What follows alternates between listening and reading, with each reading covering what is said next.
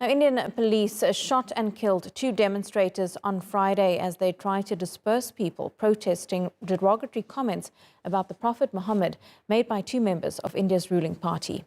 Demonstrators accused the BJP spokesperson Nupur Sharma and Delhi area media chief Naveen Jindal of inciting hatred and fueling Islamophobia.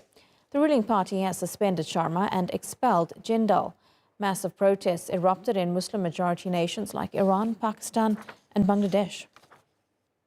I'm joined now to discuss this by journalist at Maktoob Media, Shaheen Abdulla, who joins me now from Calicut in India. Thanks for joining us on the program.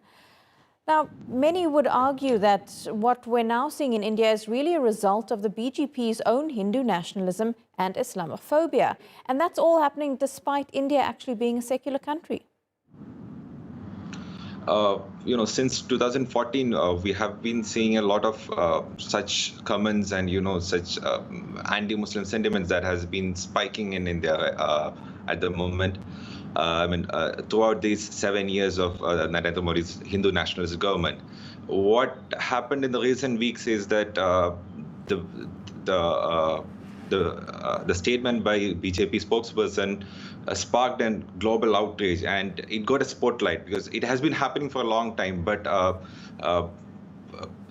some way it got a spotlight, and there was a huge diplomatic crisis India got into. And there has been protests since last week, and even in last week, the hundreds of people have been booked for peacefully protesting parts of Uttar Pradesh in India and other states.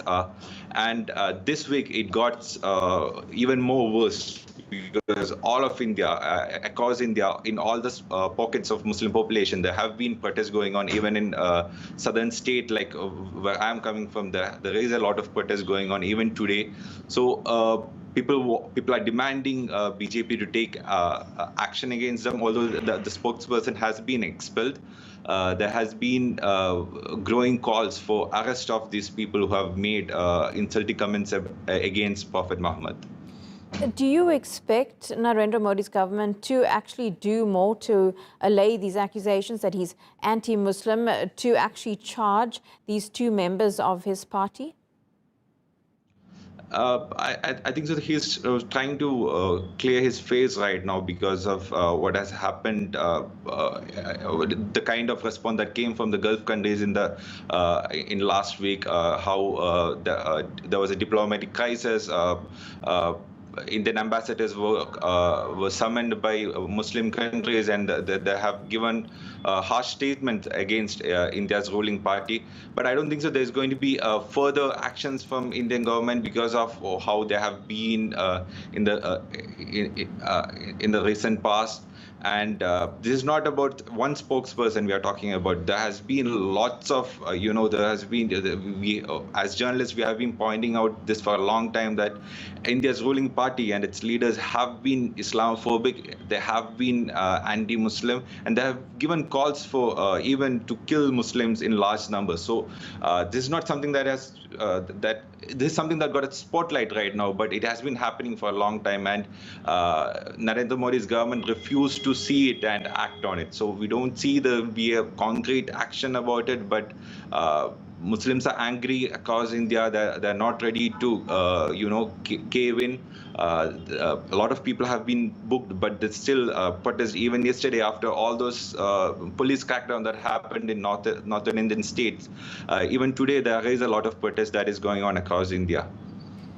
India is home to 204 million Muslim people. That's about 10.9% of the world's Muslim population. What's it like, just from your experience, being a Muslim in India right now? There's a global idea that India is moving towards a genocide, an anti-Muslim genocide, and it has been backed by academicians and stakeholders and human rights defenders. And so it's not coming from me as a Muslim, but it is coming from a global consciousness that India has been, in the recent past, India has turned into an anti-Islamophobic nation with all its stakeholders and officials trying to bring in laws, a lot of laws and policies that is anti-Muslim. I think we all remember 2019 when